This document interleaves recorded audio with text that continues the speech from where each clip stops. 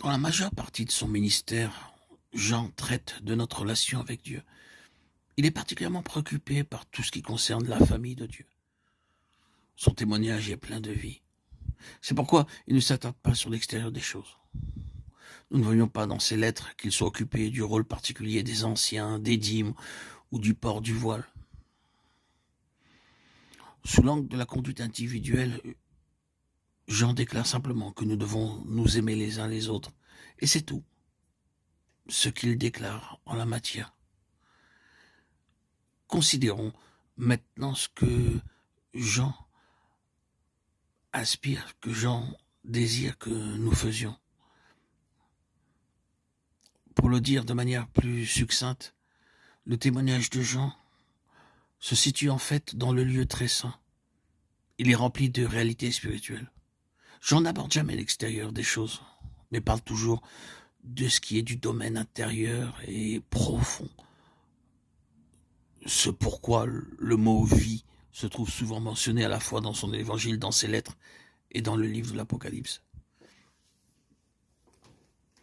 Ce qui caractérise son ministère, c'est la possibilité d'une restauration, même dans un temps de déclin spirituel.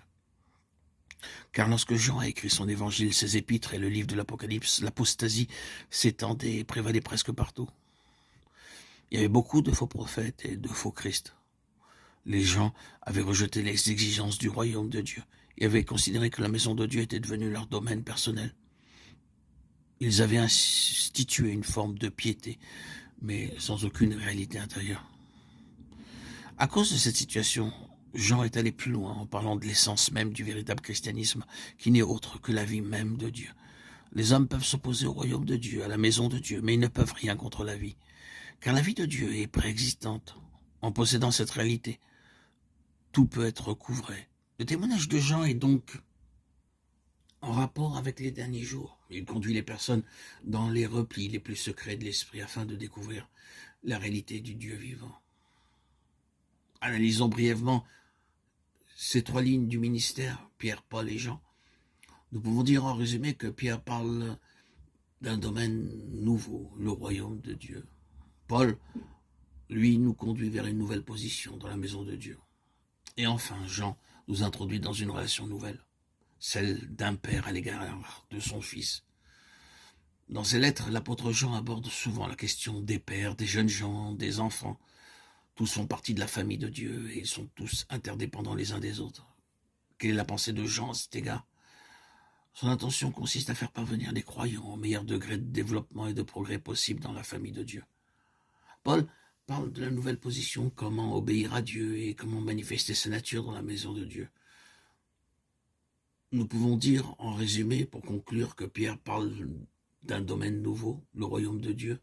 Paul nous conduit vers une nouvelle position dans la maison de Dieu. Et enfin, Jean nous introduit dans une relation nouvelle, celle d'un père à l'égard de son fils. D'ailleurs, dans ses lettres, Jean aborde souvent la question des pères, des jeunes gens et des enfants. Tout fait partie de la famille de Dieu et ils sont tous interdépendants.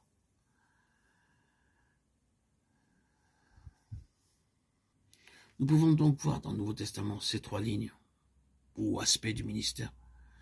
Si nous voulons découvrir la ligne du royaume, lisons plus particulièrement les évangiles selon Matthieu, selon Marc 1 et 2, Pierre et une partie des Hébreux. Si nous voulons voir l'Église et la maison de Dieu dans toute sa plénitude, lisons les épîtres de Paul, les lettres de Jean, cependant traitent presque exclusivement de la famille de Dieu. Permettez-moi ici de redire que les distinctions que nous avons faites dans cet exposé n'ont pas un caractère absolu. Elles ont uniquement pour but de nous aider à mieux voir le caractère particulier que nous découvrons dans le ministère de ces trois serviteurs de Dieu.